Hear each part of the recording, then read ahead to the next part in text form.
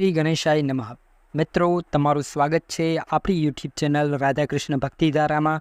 આજે આપણે સાંભળીશું મહાલક્ષ્મી વ્રતની વિધિ, મહિમા અને વ્રતકથા. જો તમને આ વિડીયો પસંદ આવી તો વિડીયોને લાઇક કરો, શેર કરો ને આપણી યુટ્યુબ ચેનલને સબસ્ક્રાઈબ કરી બેલ આઇકન દબાવજો, જેથી કરીને અમારા નવા વિડીયોની નોટિફિકેશન તમને સમયસર મળી રહે.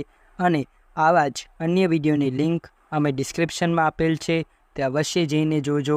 તો ચાલો શરૂ કરીએ. મહાલક્ષ્મી વ્રત ભાદરવા સુદ આઠમના દિવસથી કરવામાં આવે છે. 16 દિવસનું આ વ્રત હોય છે. વ્રત કરતાં પહેલાં સ્નાન કરી 16 વાર હાથ, પગ, મોં ધોવા પછી 16 શેરનો દોરો લઈને પૂજામાં મૂકવો. મહાલક્ષ્મીની પૂજા કરી લીધા પછી પહેલે જ દિવસે એ દોરો જમણા હાથે બાંધવો. આખો દિવસ માતાજીનું નામ સ્મરણ કરવું. 16 દિવસ સુધી એકટાણા કરવા. 17મા દિવસે દોરાને પવિત્ર પાણીમાં પધરાવવો. માતાજીના નૈવેદ્યમાં ગળી પ્રસાદી કરીને પારણા કરવા. આ વ્રત સ્ત્રીઓ પોતાના સૌભાગ્ય માટે, લાંબા આયુષ્ય માટે તેમજ પોતાના પતિ ધન ધાન્યથી સમૃદ્ધ બની તે માટે કરે છે. મિત્રો, હવે આપણે સાંભળીશું આ વ્રતની કથા. તો ચાલો શરૂ કરીએ. પહેલાંના સમયની વાત છે. વિરાટ નગરીમાં ભરત નામનો એક શક્તિશાળી રાજા થયો હતો. તેની રાણીનું નામ જ્ઞાનગૌરી હતું. એક વખત આ રાજા પોતાના સૈનિકોની સાથે શિકાર કરવા વનમાં ગયો. તેઓ શિકાર ખૂબ જ ફર્યા, પણ શિકાર મળ્યો નહીં. ખૂબ જ ફરવાને કારણે રાજા તરસ્યા થયા. તેથી તેમનો એક સૈનિક પાણીની શોધ માટે ફરવા લાગ્યો. થોડે દૂર ગયો તે તેણે ત્યાં એક સરોવર જોયું. ત્યાં કેટલીક કન્યાઓ મહાલક્ષ્મીનું પૂજન કરતી હતી. રાજાના સૈનિકે પૂછ્યું, બહેનો, તમે આ શું કરી રહ્યા છો? તે કન્યાઓ બોલી, અમારે મહાલક્ષ્મીનું વ્રત હોવાથી અમે બધી મહાલક્ષ્મીનું પૂજન કરી રહ્યા છીએ. રાજાના સૈનિકે રાજા પાસે આવી પહેલાં સરોવર વિશે કહ્યું, ત્યાં પૂજન કરતી કન્યાઓ વિશે પણ કહ્યું. રાજાએ પણ મહાલક્ષ્મીનું વ્રત કરવાનો નિર્ણય કર્યો. તે પોતાના સૈનિકો સાથે સરોવર હતું ત્યાં પહોંચી ગયો. તે ઘોડા પરથી ઉતરી કન્યાઓ પાસે ગયો. તેને વ્રત કરવાનો નિર્ણય જણાવ્યો. તે કન્યાઓએ સરોવરમાં 16 વાર હાથ, પગ, મોં ધોવા મોકલ્યા. રાજાએ 16 વાર હાથ, પગ, મોં ધોયા. પછી તે કન્યાઓએ 16 શેરનો દોરો લઈને તે રાજાના હાથે બાંધ્યો. રાજાએ તે કન્યાઓ પાસેથી મહાલક્ષ્મીનું વ્રત કેવી રીતે થાય, તેની વિધિ કેવી છે તે જાણી પોતાના મહેલે પાછા આવ્યા. રાણીએ રાજાના હાથમાં 16 શેરનો દોરો જોયો. તેને થયું, જરૂર રાજા કોઈ યુવતીના પ્રેમમાં પડ્યા છે. તેથી તેણે દોરો તોડી નાખ્યો. દોરો તોડવાથી મહાલક્ષ્મી માતાનું અપમાન થયું.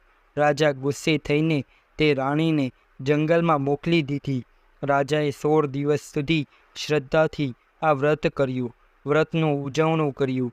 વ્રતના સમાપનના દિવસે રાજાએ બ્રાહ્મણોને જમાડ્યા અને દાન આપ્યું. આ વ્રતના પ્રભાવથી રાજાની સંપત્તિમાં ખૂબ જ વધારો થયો. બીજી બાજુ રાણી જંગલમાં ખરાબ દશામાં રખડતી વસિષ્ઠ ઋષિના આશ્રમે પહોંચી. ઋષિએ તેને રહેવા માટે પોતાના આશ્રમમાં સગવડ આપી. રાણીએ વસિષ્ઠ ઋષિને પોતાની સાથે થયેલી હકીકત કહી સંભળાવી. રાણીની વાત સાંભળી વસિષ્ઠ ઋષિએ કહ્યું, તે મહાલક્ષ્મી માતાનો અપરાધ કર્યો છે, તેથી તારી દશા આવી થઈ છે. જો તું મહાલક્ષ્મી માતાનું વ્રત કરીને માની પ્રાર્થના કરી ક્ષમા માંગીશ તો જરૂર માં તારા દુઃખોનો અંત લાવશે.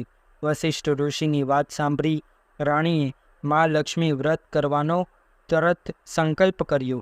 ભાદરવા સુદ આઠમના દિવસથી રાણીએ આ વ્રત શરૂ કર્યું અને 16 દિવસ પછી વ્રતનું ઉજવણું કર્યું. વ્રતનું ઉજવણું કર્યા પછી બીજા જ દિવસે રાજા શિકાર કરતો અચાનક વસિષ્ઠ ઋષિના આશ્રમે આવી ચડ્યું. આશ્રમમાં પોતાની રાણીને જોઈને તેને ઓળખી ગયો.